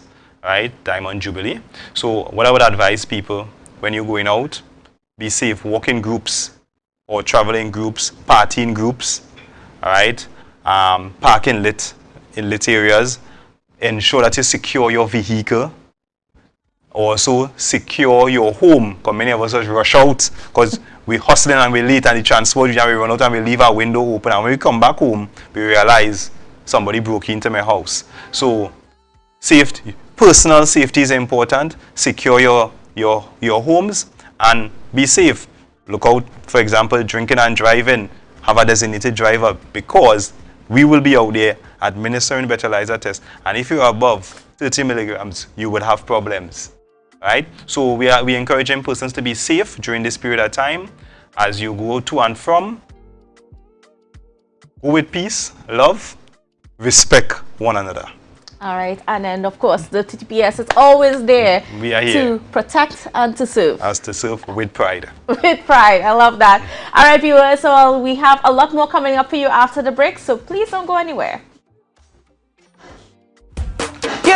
Well, I see watch our Independence Parade, boy. The parade is back as we celebrated 60 years independence. Nice, and right here, I'm at it.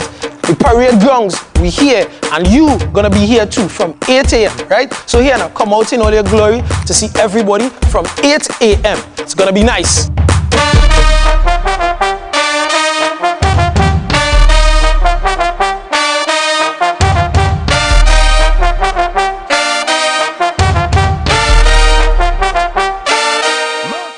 Tell us about your organization, institution, when established, organizational structure.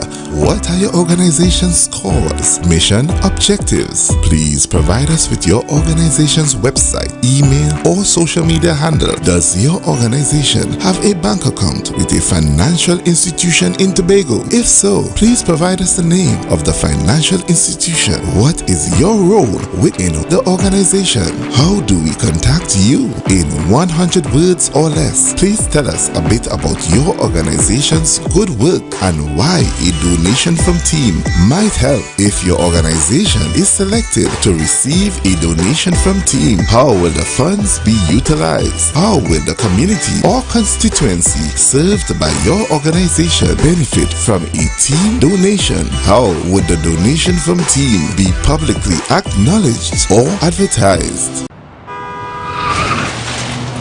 Everybody only worrying. Never ever worry. Don't mind how things looking hard. I tell them never ever worry. If your life can't get damaged bad. I tell them never ever worry. What I'm saying is true. So just consider Tatil is always right here for you. I tell them never ever worry. Don't mind if life make you sad. I tell them never ever worry. If your house get flooded out real bad.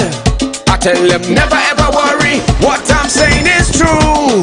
So just consider Tatil is always right here for you. I tell them never ever worry. If sickness catch you off guard. I tell them never ever worry. If times fall on you real hard. I tell them never ever worry. What I'm saying is true. So just consider Tatil will always be here for you. Never worry about a thing. Tatil, where people are people. We are melanated ones. We special and there is no denying. Tobago is number one. I am you and you are me. Together we stronger. Welcome back to Good Morning Tobago, and of course we are here, getting ready for independence in our independence colors, feeling all country pride and everything. Anyways, we getting into our discussion this morning. We are going to be talking about that Rocky Bay Hotel, the Marriott Hotel that's going to be constructed on Rocky Point, and that's out in that Pleasant Prospect area close to Mount Irvin. Now, to speak to us a little bit on those issues, we have political activist Mr. Anthony James. Now, we had an article in one of the newspapers over the weekend that just spoke to some of the environmentalists having those concerns, especially about the reef and the turtle nesting area, because that area is a very sensitive area. And it's one of those few places where like the leatherback turtle and some of those endangered species come up on our shores. And of course, we are one of the few places in the world where those creatures are able to come and lay their eggs. So, a special good morning and welcome to you, Mr. James. How are you doing? Well, not too bad, and thanks for having me. All right, great. Mm-hmm. So, you are one of those people that are also not in favor of this hotel to be constructed here at Rocky Point. So, could you just give us an idea of your perspective on that project? Well, that is quite true. I know that the environmentalists are coming from or speaking from an environmental perspective. Right? That's their concern. They raise the issue of the area there is reef sensitive, and also concerning the turtles nesting there. And there was an earlier article, yes, that appeared last month on the Express, which described the area's heritage lands, Tobago heritage lands, and it being a treasure. And Tobago is about to lose the area itself. And they said that the plans are open for everybody to see because they have applied for a certificate of environmental certification, as the case may clearance, So it's there. And what was being sold is the development of a hotel, to benefit supposedly Tobagonians. And what you have found out from the plans is that 70% of the development, the construction development, will be for townhouses and private residences. So clearly, and then you have 30% for the hotel itself. So is it really about the hotel, or is it really about a grab for land, as the article said, by the Trinidad 1%. My own concern is that the whole project doesn't make any sense as it is being sold to Tobagonians. It is in fact a massive deception. And if you look at it from the perspective that Tobago is indeed a partner with Superior Holdings, then what percentage of partnership, if you follow what I'm saying, is it the people of Tobago? What percentage? And we have to ask that. We are giving our lands, giving up of our comfort, heritage, everything. But what are we gaining? Just some jobs, really? Is that what we are really worth? Well, Prime Minister Dr. Keith Rowley said, this project is not going to go the way that Sandals went. And, he said, come hell or high water, this is going to happen. And do you think that, our policy makers are being sensitive to the concerns of Tobagonians and, just the people around as to, it seems as though they're looking at those big investments because, of course, yes, it can has a potential to bring in the money, the tax dollars, that sort of thing. But, and then it often comes off as Tobagonians are not in favor of development and that kind of thing. So is it that Tobagonians are not in favor of development when they speak up against these projects? What is the issue? Well, the answer clearly is not, but that's all part of the tactic, the strategy, the narrative. Yes, the narrative, the propaganda that they will put out there to really deceive. As a matter of fact, Candice, there is no accounting for what is happening at Crown Point on the Bay Hotel. You spoke of the tax dollars or some economic benefit to Tobago. And if you do a study, you will discover that had any of those plants, tourism plants as they call them, belong to the people of Tobago. So what does that tell us really? The economy in Tobago, not necessarily of Tobago, but an economy in Tobago is controlled by others. Now, years gone by, it was the same. The economy in Tobago was controlled by the European or Anglo planters. And in fact, in Tobago today, the disrespect now is so brave that they call that structure, they call it after the old name, they call it plantation. So in Tobago today you have plantation villas and Tobago plantations. It is an insult directly to our face. It's just that Tobagonians are not really at the level to really confront these issues truthfully for what they really are. And then now the same people, same Tobagonians who lack that political sensitivity and readiness, that fellowship of understanding with the issues, they find themselves, as you said, they've become policymakers. It's a reality that we need to face, and we have to continue. People like me have to continue speaking, and sometimes when you speak you become unpopular. Yes. Because the truth is unpopular.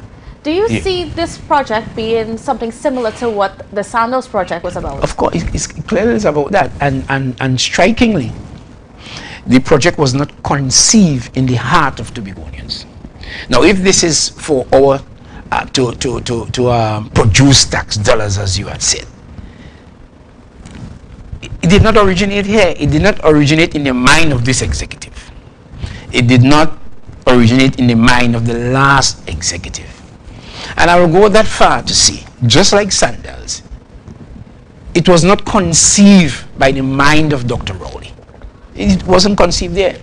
It was conceived by some of his friends, his business friends. And this is quite worrying, because what you can realize is that the franchise of people, you are going to the polls faithfully, even celebrating independence, and people are faithful to what they have been told, and supposedly patriotic because you are faithful. But if you didn't really read the Psalms properly, all that loyalty, that faithfulness really is really misguided and so on. So you're going out to the polls and voting for people who are not really representing you, because I'm absolutely sure that this project was not conceived by the current executive. It was not conceived by the last executive, and it was not conceived by the Prime Minister and his executive. It was conceived by associates. And people understand the politics now. People are financing the government. And if people are financing the government and then the government is weak thereafter, then when the whole population is now at the behest of the people behind the scene. Are people like yourselves, are you against such major developments or major hotel plans to be put in Tobago? Oh, not at all, man. Not at all. Once it is properly conceived and so on, properly, undertaken, no problem with that. My view is that the people of Tobago should be taught the benefits of forming cooperatives, companies. It is really the benefit of kingdom. So you come together in groups for what we want, and you build your own thing. You don't usually just sit back here and allow people to come, and that is the mentality. To allow people to come from every which way. We're just waiting. Powerless in mind, just waiting for people to come to employ us. So how should we handle these developments so that it is beneficial to Tobago in the right way? And that's what I'm saying. Now, if a project is conceived in the heart of Tobago, it begins there, because it must conceive. It is our responsibility. This is what government is about, is making policy. So it has to, first of all, be conceived by us. Largely speaking, it should be conceived by us. And then you have to choose your location wisely and so on, because I'm not an environmentalist, but I know that that entire southwestern area there is very, very, very sensitive. You're right in Black Rock there, where that hotel we used to call 30 Beaches. You know what? It's now a starfish. Starfish, yeah. We know that that's a popular nesting area for turtles, and I wouldn't doubt that the entire area there, because it's one Black Rock area. Black Rock really, in a sense, begins there. And we used to boast about Book Reef. It is, as a matter of fact, it's one of the 7 wonders in the world. But we don't really boast, and can't even boast about Book Reef anymore, because it's been destroyed. Now, in Pigeon Point also, the shore of Pigeon Point Beach there is overtaken by corals. You have to be careful when you walk inside the beach now. And Tobago is a place being destroyed.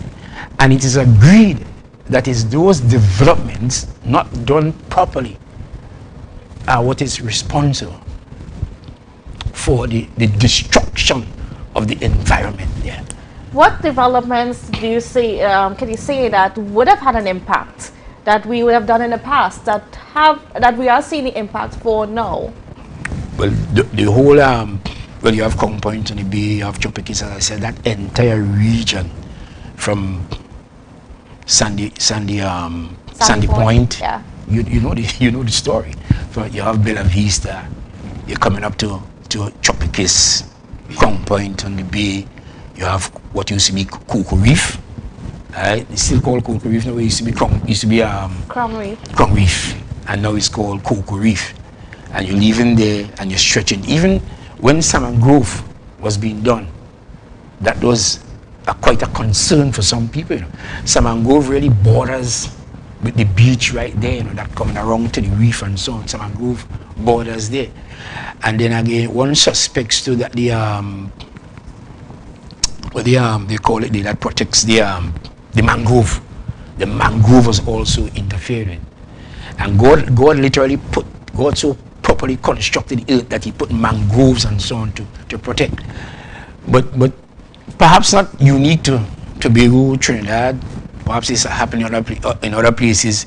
People, there is a certain type of people who believe that they can interfere with what is natural and so on, and come with me with the consequences. Really, they have that kind of arrogant posture.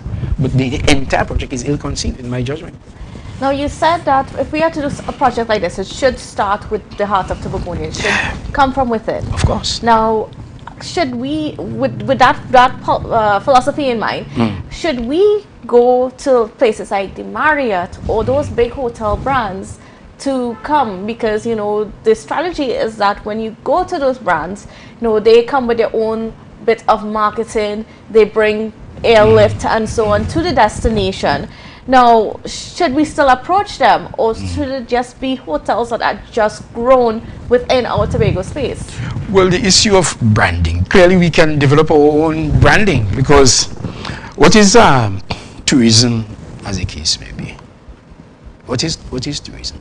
It's really inviting guests to your home. You are hosting people. You are inviting and making your home appetizing and so on. Make it attractive, because that's your business, so that you want people to come.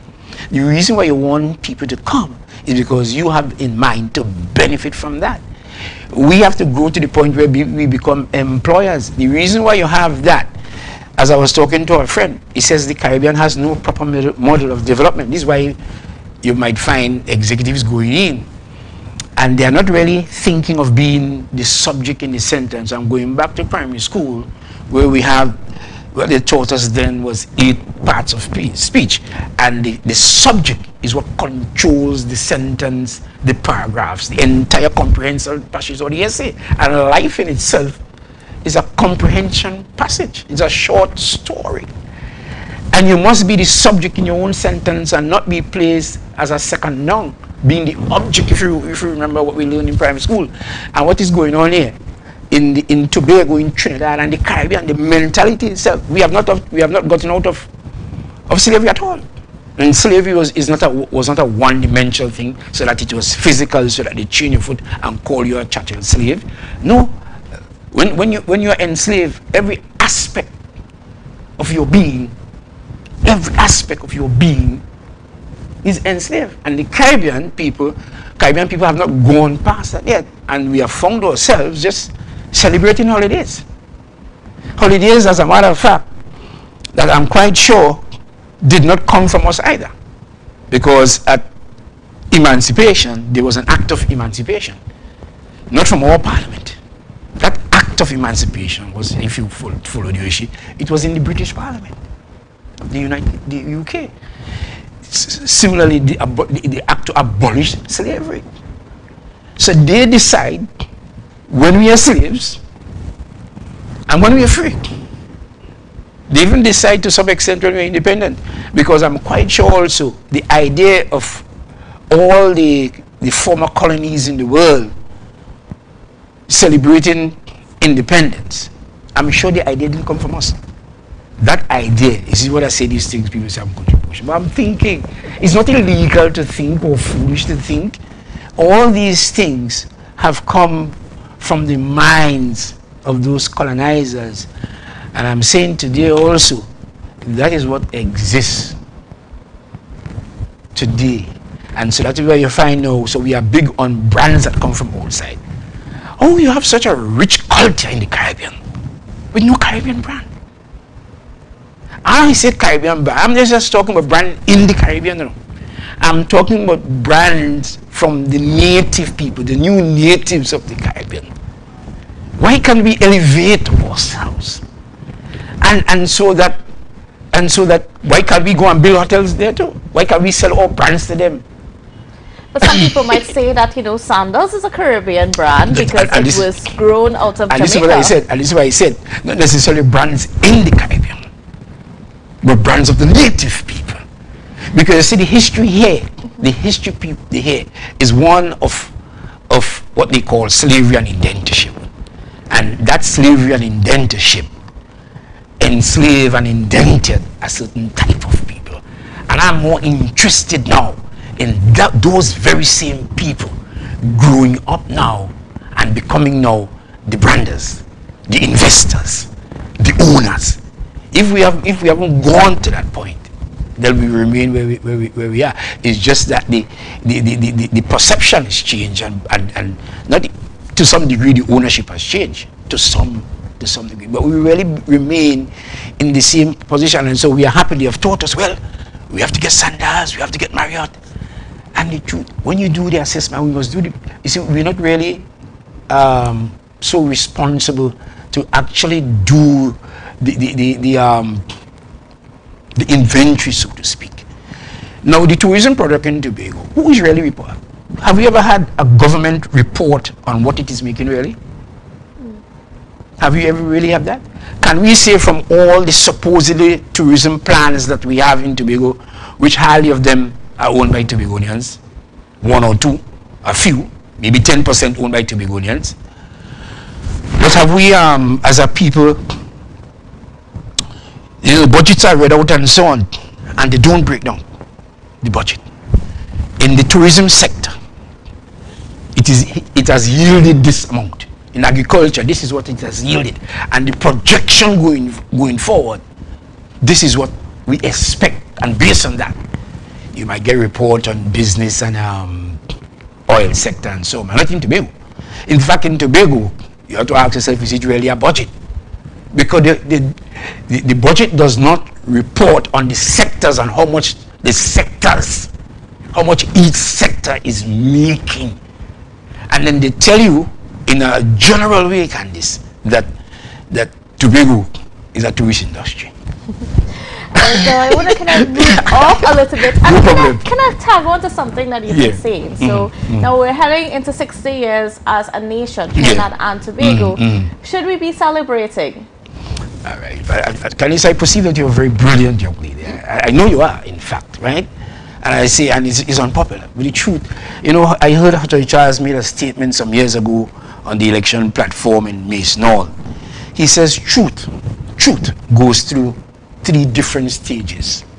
He says denial, violent opposition, and then evidence. That's the way he put it. Because it takes a while for the ideas to soak in. Jesus Christ with his disciples around, when he was about to be crucified, they were with him for 3.5 years in his ministry. And he was telling Peter at the end, when you are converted, strengthen the brethren. Because they were there with him, but they were not transitioned. They were not converted. But when they are converted, strengthen the brethren. Now, in the history of Tobago, there was a complete governmental system here of executive, legislative, and judicial, right? So you had a complete government here. And the power, in fact, where the members of the assembly now are now sitting to us there, formerly it used to be up in Stolly Park, right? Used to call up there Georgetown, as the case may be. So it's now there. And the assembly, the real meaning of the assembly was really a meeting of legislators, so that the executive would sit there also. And from there, everything was built. The constitution is built, and they created the judiciary. But you had 3 arms of government, but one complete government. In Tobago today, you have an executive that is subordinate to Trinidad. You have a legislature that is not functioning. And you have no judiciary. Your service commission for your own public service is controlled by Trinidad. The police service is controlled by everything. And then in the general constitution, you have Trinidad has 39 votes and Tobago has 2 votes. So before the context for governance and determination in Tobago begins, Trinidad has already secured Tobago by its 39 votes. Now, if Tobago is in fact independent and Tobagonians consider, and Trinidadians consider Tobago to be independent, it means therefore that both Tobagonians and Trinidadians consider Tobago to be a village or a ward of Trinidad. If Tobago is a ward of Trinidad and Tobagonians are comfortable with that psychology, then by all means celebrate independence. Forget the song about side by side we stand. You should cut that out. And in the fires of hope and liberty and all, forget that. Cut that out. Throw away the anthem, because the anthem is speaking to independence and freedom for everybody. But the constitution is saying who wins Trinidad controls it. We really need constitutional reform, because it said first of all that Trinidad and Tobago shall be a sovereign democratic state. But the relationship between Tobago and Trinidad is not democratic. There's no democracy in the relationship. Well, we all know that, and we are crying out so many things. So if I have to answer with the wisdom that God has impacted my mind with, but I can tell you plainly that I will not be part of that number we'll be celebrating, because I'll be going against my own. Trinidad is independent. And Trinidad in the real sense. And what I'm saying is not, it doesn't come from me first. Dr. Eric Williams, who the independence leader, he said that Tobago exchanged British imperialism for Trinidad imperialism. Not my statement. Yes. The person who is responsible, who okayed the constitution, because the constitution and the law that makes everything, he said that Tobago is a colony of Trinidad. Well, on that note, we just have to leave that conversation right there. And of course, well, tomorrow we might be getting more into these discussions. And of course, it's always healthy to hear these different perspectives as we, try to figure out who we are as a country. Definitely. And even as Tobago within this union. All right, so Mr. James, I want to thank you for being on set with us this morning. Viewers, it was lovely being here with you and just sharing with you all. But before we go, I just want to remind you that Tobago Updates, yes, Tobago Updates, we are our own media entity. We do not belong to anyone. So just make sure that when you're coming to us, for interviews, for advertising and so on, make sure you're dealing somebody directly with us, with Tobago Updates, and not through somebody else under the guise of Tobago Updates, right? So I just want to put that disclaimer out there. Yes, we are Tobago Updates and we are not affiliated with any other media house in Tobago. We are our own production house. All right, viewers, so thank you for being here with us.